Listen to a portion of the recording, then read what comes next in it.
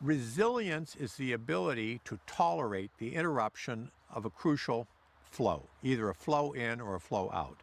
So, draw an imaginary circle, put your family inside, and start to think about all the things that have to come in and go out to sustain the happiness of your family. Money, garbage, food, energy.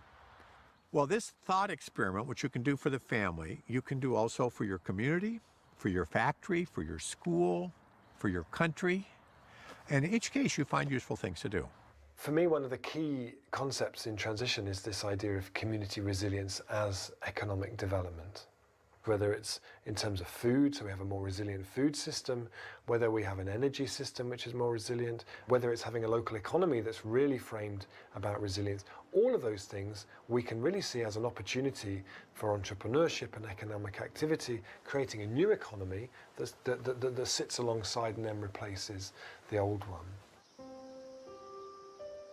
The development of renewable energies has generated 30,000 direct jobs all over Nepal. In 2013, 15% of the electricity consumed came from microturbines, similar to those in Dharamkola. Also, thanks to the support of the AEPC, 300,000 solar panels have been installed. And 300,000 individual biogas digesters have been built on farms, such as the one here at the home of Pabitra, a peasant from Kandibas. The biogas digester is run on buffalo manure and vegetal matter.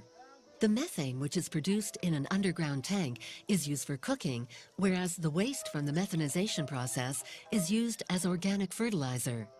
Each biogas plant saves 2.5 tons of greenhouse gas emissions a year. As a result, today, 1 million Nepalese homes consume clean and renewable energy. This exceptional situation was widely noted during the Kathmandu conference, in which the German Olaf Hohmeier announced a very good piece of news. Professor Dr. Olaf Hohmeier for his remarks now. Thank you very much. Thank you for the invitation to be here. We looked at 8 different scenarios, starting just from Germany in isolation, all the way to Europe plus North Africa. The potential that we estimate for the entire area is about 20 times the necessary energy that we would need in 2050. So the red line at the bottom, that's what we need in energy. The green line at the top, that's the total energy potential for the renewables that we can safely harvest. 100% renewable electricity supply for Germany, Europe, and North Africa is possible by 2050. If we would really want to speed it up, we could do it by 2030 already. There is a but if we look at the world. We will need technology and money transfer to the less developed countries to enable everyone to join this process, which is absolutely necessary. It's in the interest of the developed countries to make sure the developing countries do not follow the same development model that was historically ours. Germany, for example, got rich thanks to coal from the Ruhr. We absolutely cannot afford to repeat this scenario 5 times over. We must help the developing countries to directly skip all those stages. If we do not shoulder our responsibility, we will ruin the future of our children and grandchildren because we will leave them all an uninhabitable planet on account of global warming. We are absolutely at a unique turning point in history. This is something that has never happened before, and it's something that is a great opportunity as well as a great danger.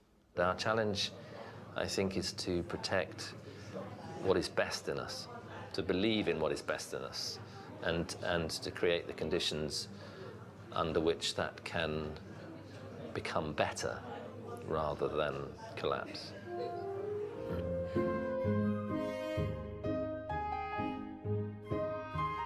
dubbio che una crescita duratura sia condizione essenziale per ridurre la disoccupazione. Solide Finanzen sind auch die Voraussetzung für Wachstum. One of the biggest obstacles to a shift to a post-growth society is our current financial system. Our financial system has grown faster than all of the other segments of the economy over the past few decades, faster than agriculture and faster than manufacturing. That means that the financial system also has enormous political power, and the big banks therefore resist change and resist reform. I think we have to rebuild our systems from the bottom up. That means community by community. So community currencies and alternative exchange systems are part of this process of decentralization and devolving power to the community level.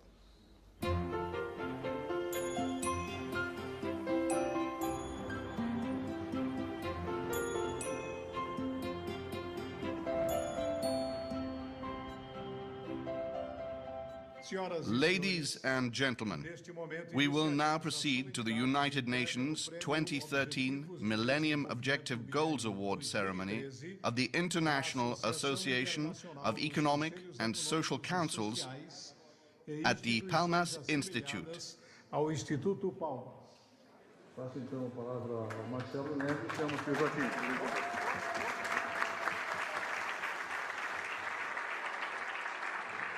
Marcelo, obrigado por ter aceitado. Parabéns.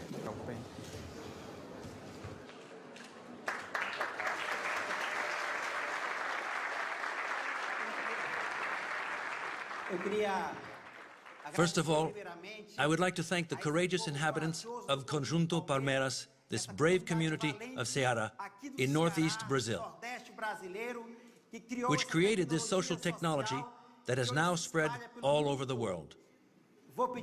In the face of the financial market, which is dominated by a majority of men, like the meeting here today, I would like to award this prize to the Palmas Bank, of which 70% of employees and 95% of clients are women.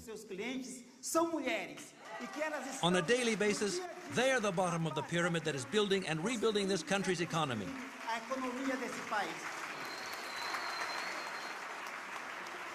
On this November day in 2013, Joaquim Melo is enjoying his victory. In 1998, this former seminarian created Brazil's first community banking system. In 2002, he repeated the exercise, launching the Palmas, the country's first local currency. Each time, he incurred the wrath of those who honor him today. Central Bank of Brazil agents pursued him for issuing fake currency. But the arrival to power of President Lula changed the game. In 2013, Brazil had 103 community banks and as many local currencies, all inspired by the Palmas. The Palmas is a great weapon, a great tool against poverty, because it generates wealth from local sources, from the poorest sources. It is the currency of life. There are two currencies, the currency of death, which generates competition, conflict, and accumulation, and the currency of life, which enables us to purchase, to exchange, to come into contact with each other, and to live better. That's the currency of life. The other, central bank currency, is the currency of death. The history of the Palmas starts here on the beaches of Fortaleza, a city with a population of 2,500,000, considered to be home to some of the greatest inequalities in the world. In 1973, the local authorities drove out several hundred families of fishermen to build luxury hotels aimed at tourists in Brazil and from elsewhere. These victims of real estate speculation were left in the middle of the countryside, about 20 kilometers from Fortaleza, a bare, inhospitable place with the exception of scrawny bushes and palm trees. Gradually, those who had been driven out built a shantytown they called Conjunto Palmeiras. They founded an association and organized themselves to start improving their living conditions. Joaquim Melo moved there in 1984. His bishop had asked him to give assistance to 2 Italian priests who were followers of liberation theology. He was 22 years old. From that point on, he's been involved in all the struggles. Everything you see here, the tarmac, the houses, the buildings, it was all built by local inhabitants thanks to community mobilization. In a nutshell, I'll tell you how the idea of the bank came about. When we urbanized this district, when we built the sewer system and brought in water and electricity, the inhabitants were still very poor, economically speaking. They started to sell their houses and leave for other suburbs further away. That's when we had the idea to create the Palmas Community Bank, with the idea of producing and consuming within the community. That's why the bank works with two currencies, the real and the palmas, which is our local currency.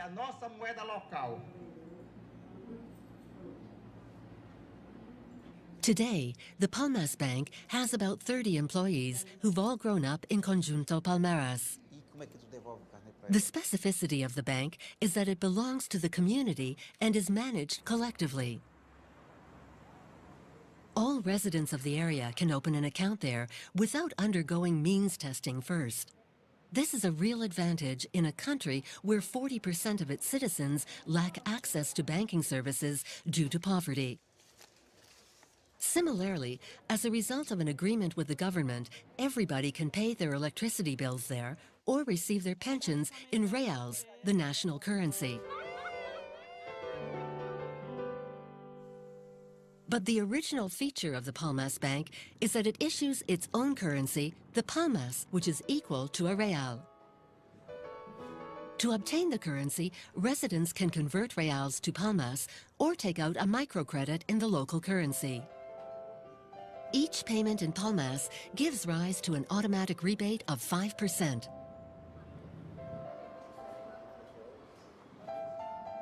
The territory of circulation of the local currency, that Joaquim prefers to call social currency, is strictly limited to Conjunto Palmeiras, and that is precisely what gives it its strength.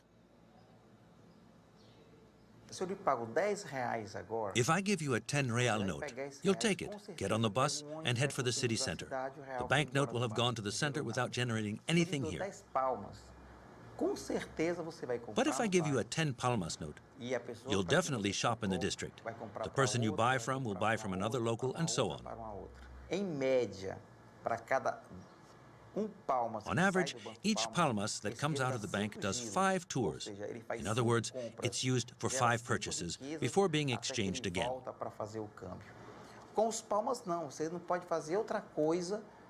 With the palmas, all you can do is buy and sell. It is this act of buying and selling that generates work, wealth, and real development. In 1997, we carried out a first mapping of production and consumption in Conjunto Palmeiras. At the time, hardly 20% of the population shopped in the district. 80% of them shopped outside the area, which is why we were so poor. 15 years later, 93% of people now shop in the district and only 7% outside it. The curve has gone in totally the opposite direction. Thanks to the social currency work we've done, the Palmas Bank, and the entire community who set to work to stimulate this culture of local consumption.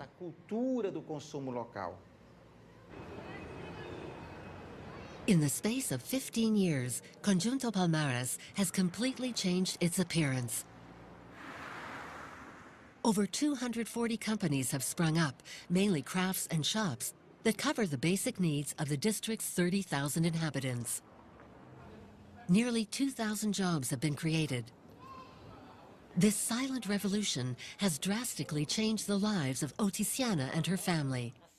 The youngest in a family of 11 children, Oticiana was 16 years old when Joaquim offered her an internship to do a crash course on the social and solidarity economy. Today, she's an executive at the Palmas Bank. Her parents were among those driven out in 1973, and they have not forgotten the suffering of the past. Did a lot of children suffer from malnutrition at the time? Yes, at the time a lot of children died through lack of resources.